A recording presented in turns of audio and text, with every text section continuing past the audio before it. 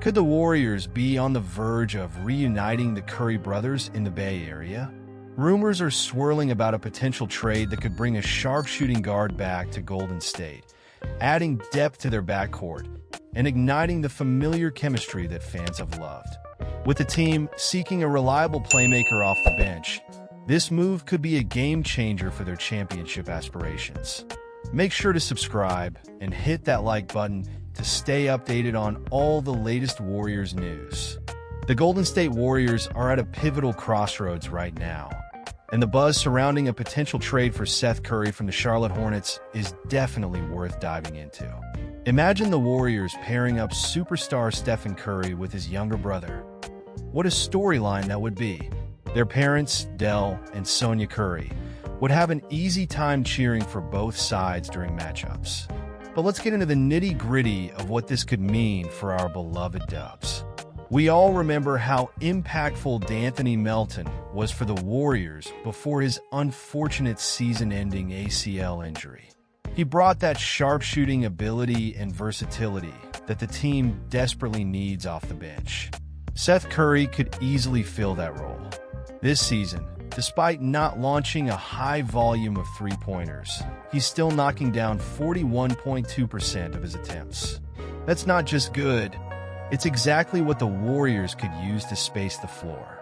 Plus, he has the capability to dish out 3 to 4 assists consistently, which would be a huge boost for our second unit. Now, Seth is currently on an expiring $3.3 million contract. That gives the Warriors 2 options. They could either wait until he hits free agency next summer and try to snag him then, or they could make a strategic move before then. Maybe offload someone like Moses Moody, who hasn't been utilized much, in exchange for Seth.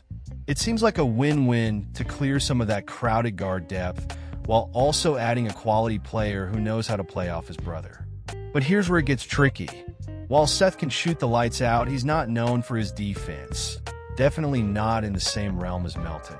And if we're being honest, the Warriors currently lack a defined floor general off the bench, aside from Gary Payton II, who's primarily a defensive specialist. So, as fans, we have to ask ourselves, do we want to compromise a bit on defense to bolster our offensive capabilities? It's a tough call, but having Seth in the mix could provide that offensive spark we so desperately need. This decision could have a significant impact on the Warriors' chances this season. We all know how critical depth is in the playoffs, and adding a player of Seth's caliber could mean the difference between a deep playoff run and an early exit. As a passionate Warriors fan, I have to admit, I'm a bit divided on this whole scenario. Do we really want to gamble on a trade now? Or is it better to wait and see how things unfold as the season progresses? And you, the fans, what do you think? Is bringing Seth Curry back to the Bay Area the right move? Or would you rather hold out for a different opportunity? I genuinely want to hear your thoughts on this. Let's get the conversation going in the comments below. Share your expectations, frustrations, and hopes for the team as we navigate through this critical stretch of the season. This is a time for strategic moves, and every decision counts. The Warriors need to ensure they're not just aiming for a good season, but setting themselves up for success in the future. Every game, every trade, every draft pick impacts the trajectory of this franchise. So, as we look ahead, let's keep our eyes peeled for what the front office decides to do with Seth Curry and any potential trades. The Golden State Warriors have made quite an impression to start the 2024-25 NBA season, currently holding a solid 12-5 record. But as we all know, regular season success doesn't always translate into playoff glory, and to truly solidify their status as title favorites, the Warriors need to consider some strategic moves. They're in an intriguing position, just under the first tax apron, which gives them some flexibility to explore trades that could elevate their roster. One name that stands out is Miles Turner from the Indiana Pacers. Imagine adding a defensive anchor and a legitimate interior presence to the squad. Turner is not just a shot blocker. He's also shooting an impressive 42% from 3 this season. This combination could be a game changer for Golden State, allowing Draymond Green to focus more on his playmaking duties while bolstering their rebounding, a glaring weakness so far. The Pacers would get a young asset in Jonathan Kuminga, along with other pieces that could help them pivot toward a more youthful core. It's a win-win, but is this the right move for the Warriors? Another option could be Cameron Johnson from the Brooklyn Nets. After Klay Thompson's departure, the Warriors desperately need reliable shooting, and Johnson fits that bill perfectly with his 43.1% three-point shooting. His size and defensive versatility would also bolster their wing depth, which is crucial against top teams in the playoffs. The Nets could benefit from acquiring young talent and depth, making this trade appealing for both sides. But does Johnson bring enough star power to help the Warriors in the postseason? I'm honestly torn on this one. Then there's Herbert Jones from the New Orleans Pelicans, who could elevate Golden State's perimeter defense significantly. With his ability to guard multiple positions and disrupt passing lanes, Jones would fit seamlessly into the Warriors' defensive schemes. The Pelicans would receive Kuminga and Moses Moody, two young players with plenty of upside, but can the Warriors afford to part with that kind of talent for defense alone? What about Clint Capella?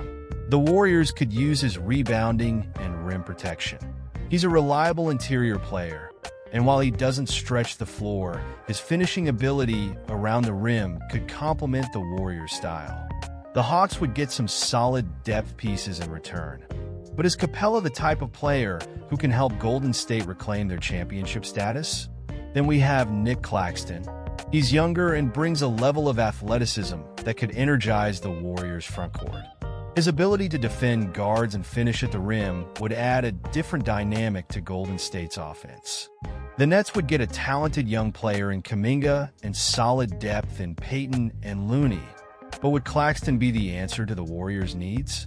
Dillon Brooks is another name on my radar. He'd inject some toughness into the Warriors' lineup, and his defensive skills are top-notch. Plus, he's shooting nearly 40% from three this season. The Rockets would get some young assets in return. But is Brooks the fiery competitor the Warriors need? Lastly, there's Marcus Smart. Bringing in a player with his Defensive Player of the Year pedigree could be game-changing for the Warriors. His experience and leadership would be invaluable, especially in high-pressure playoff scenarios. The Grizzlies would benefit from a solid return of young talent and picks. But does Smart fit into Golden State's championship DNA? As a passionate Warriors fan, I find myself weighing the potential of these trades against the chemistry and identity of our team. You believe these moves could take us to the next level, or do you think we should hold on to our young assets? I'm honestly conflicted about which direction we should take. And you, what do you think? I want to hear your opinions in the comments below. Don't forget to hit that like button, share this video with fellow Warriors fans, and subscribe to the channel so you don't miss any essential updates about our beloved team. And remember to activate that notification bell to stay in the loop on all the latest news. Let's go get that championship.